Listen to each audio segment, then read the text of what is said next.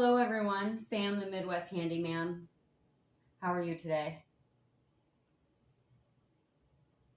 Congratulations, you have now purchased your first home tie-dye kit.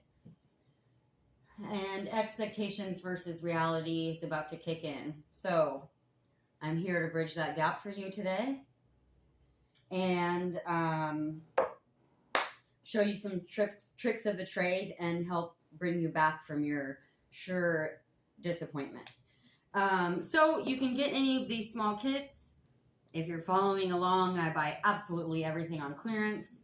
This was from 4th of July celebration, so I was able to get it a few bucks off.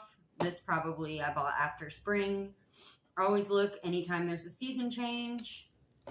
You will be able to find these on clearance. Always shop all your clearance sections. Do note on the package, there's a size difference. Okay, do I believe you're going to get 5 projects out of this? I absolutely don't. Do I believe you're going to get 30 out of this? I'm sorry. I'm clearly missing something. So, I have gotten one of these big kits before. They do come with the small bottles, so you probably have purchased this big kit and you are raring to go. Little tip, you want extra rubber bands. I'll get into that in a second. So anyways, the dye is just fine in these. I'm not knocking the product at all. I don't think anyone's asking me to do a product review at this point. What I use after buying these is I buy this 30 pack. It's about 25 bucks. And it comes with these little dissolvable packets. You literally just drop in the water. So it comes with 10 of each, or 3 of each color. So I'll get quite a bit of uses out of this. It holds, they take, I believe, 4 or 6 ounces of water. So I not only saved my extra ones, but I bought some of these. They are just bakery frosting things. And then I have a special measuring cup over here somewhere. One of them measures the amount of water that I need to make that happen. And I have fashioned this little, I forgot the word at this point, funnel, because this had a pointy tip on it. So I just used this. I believe I ripped the cap, the closing cap off. So I do have boxes of gloves, but I've never used the gloves out of these. And so I think I finally will use all these up and keep my nicer fitted, more expensive gloves. Also, you're probably going out and buying full price t-shirts. I buy everything on clearance again. So like one of my favorite things to tie-dye is like oddball stuff, like this vest. Again, I'm a clearance shopper. I got this one and a black one time at like Gordman's before it closed for like literally $2 each. Sat on it for years and finally tie-dyed it. I think we can make this out of an oversized t-shirt, so I will do a video on that. I love to tie-dye baseball shirts. This was literally a baseball shirt, so after baseball season was over, I got it for $2 instead of $5. They'll always have shirts like these at your local craft store, but that's just my tip. I buy a real baseball shirt. We've done 2 already, and this one's for my son. And then I have an extra pair of socks set aside for him. Your fabrics. I'll have to Google it again. It's like cotton and something else dye the best. I like to dye old vintage stuff, and I'm going to tell you, it's been really hit or miss. I had a pair of fingerless gloves that were like high-end I got on clearance, and then like literally a thrift scarf that was white, or they were both cream colored, but the thrift scarf had like black painted on stars, so I was gonna tie-dye over that, and then you'd still have the black stars, but the fabric itself on both of them did not take the dye, and it just looked like this pastel, like bleh. It did not look good.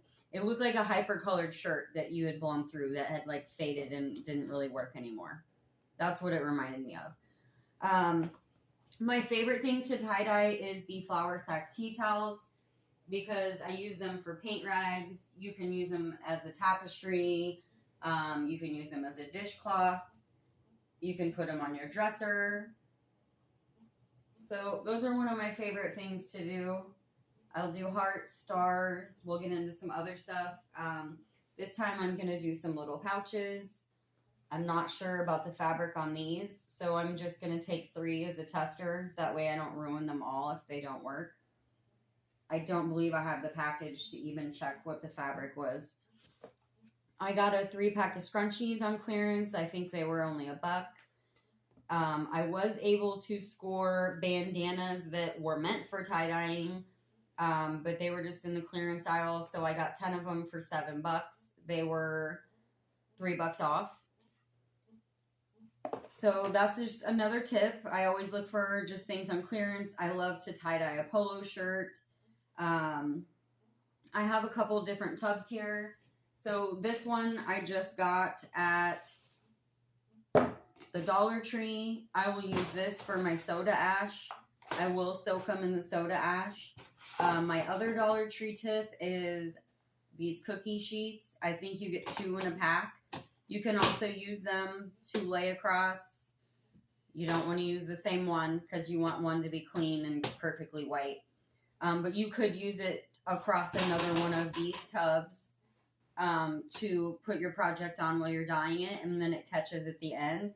And then I actually take all my end color and make like a black out of it, or like a really, it actually ends up darker than the black.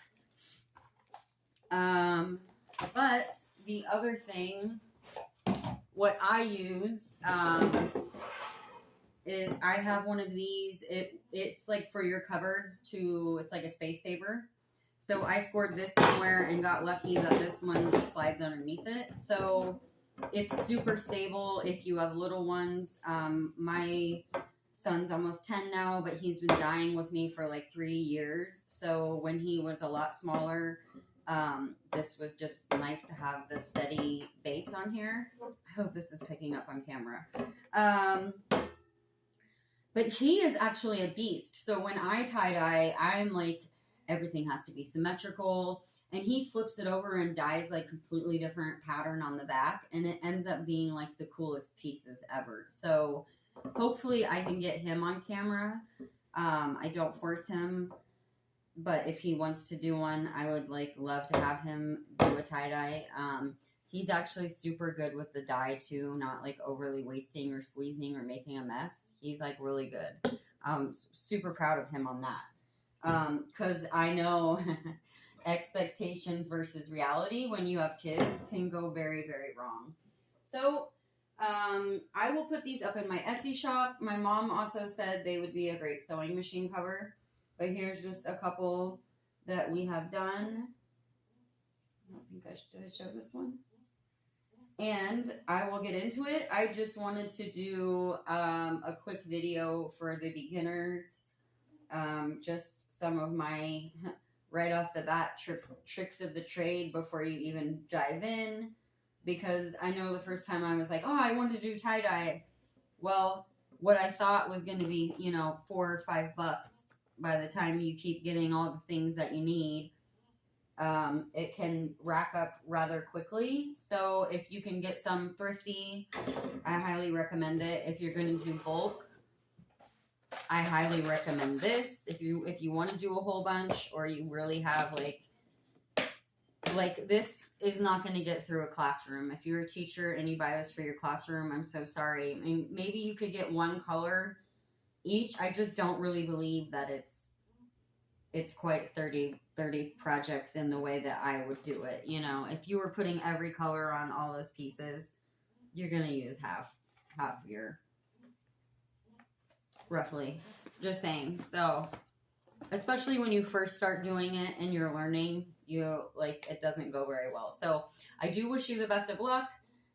If you have any tips of the trade, feel free to drop them in the bottom. As we grow, it's always been on my wish list to get more of an industrial dye, more of a commercial dye. So I'm still looking into a couple websites and buying the pigment, because that will also help. Like, just like with anything, the quality of your dye and the quality of your materials is going to be the outcome that you get. With the tea towels, I will say I have another set, and I may post them up for less.